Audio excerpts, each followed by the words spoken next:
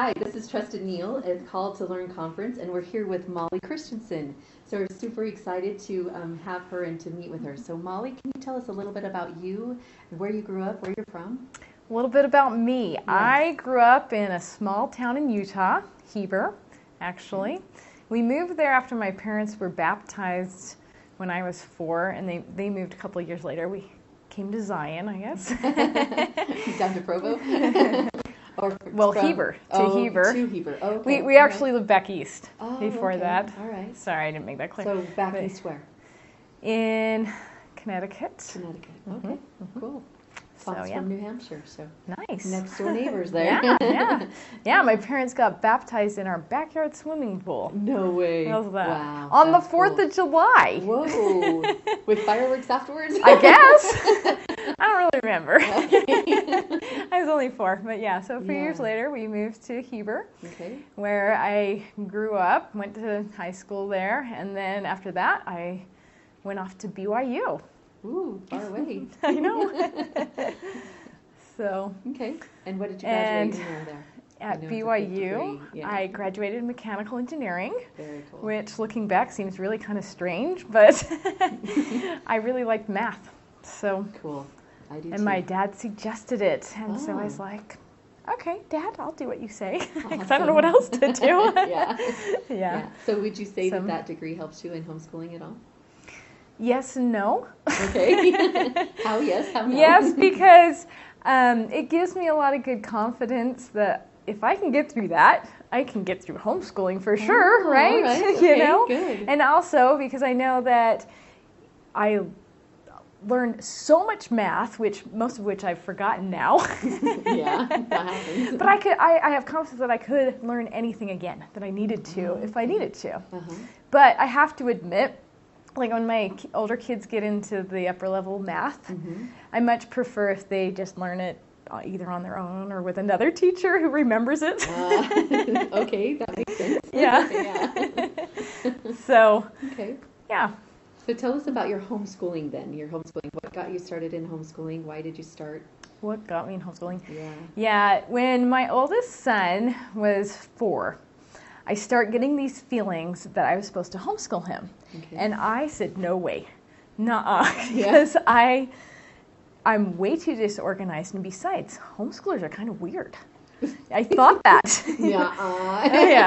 Well, and true. I'll tell you, my mother had started homeschooling my younger brother and sister when I was in high school.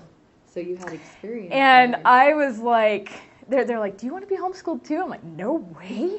Why would I want to be home with you guys? Which now I think is really sad, that I thought that. Yeah. I was kind of an angry child, teenager. Really? Oh, yeah. Yeah. Well, you're not now. No. That's a good thing. That is a good thing. Yeah.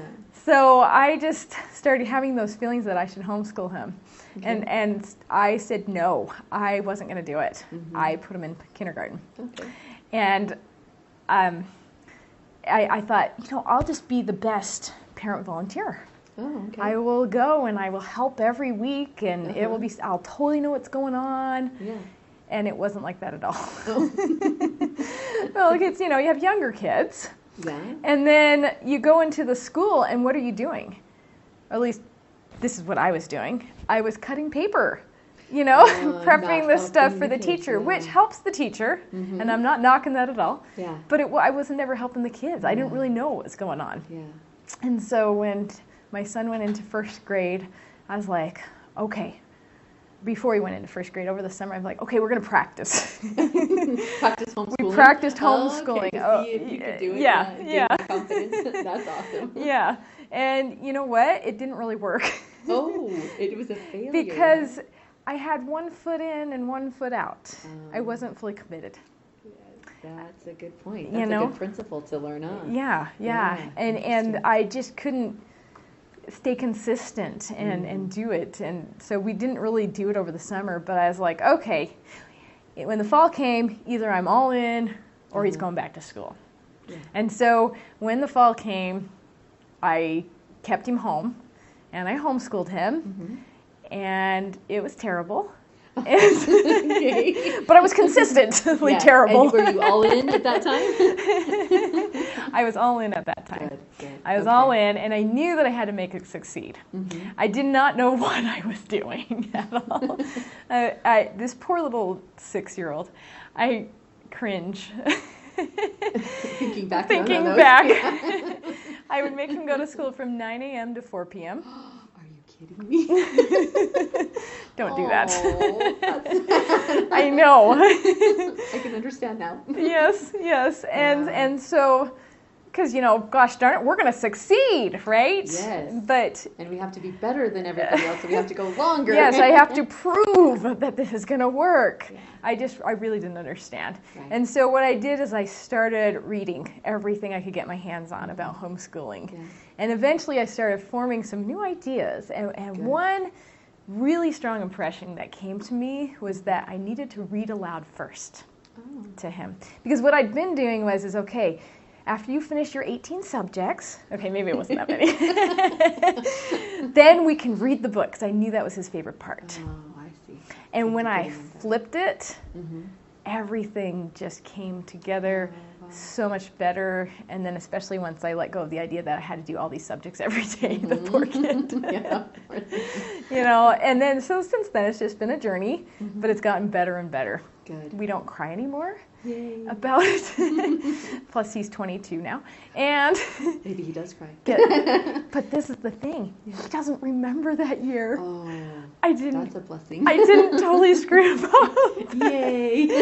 And perhaps some of this, when I look back, it's more my negative feelings about it. Yeah. Because you realize, oh my goodness, and I was thinking, oh my gosh, I'm screwing up my kids, and I wasn't. Yeah. It was all good. It was okay. Good. Yeah. So tell us how your husband's involved. Does your husband get involved in your homeschooling at all? Was he okay with it when you decided to do it? My husband, he thought that it was strange. He's like, why would you want to do that? Yeah. And especially that first year, he was like, well, let's just send him back to school. Yeah. If you guys are going to have such a hard time here. And he comes home, finds us crying over sacks of math problems, the 300 of them that I was making him do, Don't do that. Yeah, these are things not to do. Yeah, and so, but maybe because he was saying that to me, it just made me all the more determined to succeed and not give up. Good. Good. And since then, I think he's seen the benefit of homeschooling and how our family has been strengthened. Okay. And for him, he's busy, and so he doesn't do a lot of teaching in the traditional sense, but he does things like with sports with our kids that I probably wouldn't do. He helps them with their self-discipline and their consistency as well. So good. I'm really appreciative of his support throughout the years. Well, that's a big blessing. It is. Yeah. It is. Yeah, for sure. Yeah. So you're going to talk about principles of order today. I am excited to learn from you. Yeah, I know, and especially given my chaotic beginning, right? Yes. Yes, I bet you've learned a lot through the years. So. For sure. Yeah. So what I discovered is really homeschooling is not just for the kids. It's for me too. Truly. And I also feel like, anybody that homeschools had one of those, I don't know, what do you want to call them, promptings, God nudges to do so. Yeah. Because if you think about it, why would a sane person do this? Right? Very true. You're going to learn patience and understanding and all this kind of things that you're not wanting to learn, but you get to. Exactly. Yeah. So, I liked how you said you as a calling. Yeah. Like that homeschooling was. You're called to learn. Yeah, exactly. You're called to teach. I forgot the exact name of your. It's called to learn. Yeah, called to learn for sure. Yeah. So you are called to learn, and you're called to help your kids learn as well. Yeah. Pretty cool. And it is a pretty cool place to be. Yeah. It really is. Yeah, and I like how you said that it's about you learning too. It's you think that you're doing it for your kids and helping them and you're sacrificing all this, but you're growing just as much. Yeah. If not more. If not more. To subscribe to our YouTube channel, click here. To choose from our gifts and request updates on our most popular topics, visit calledtolearn.com. For more videos like this one, click this playlist.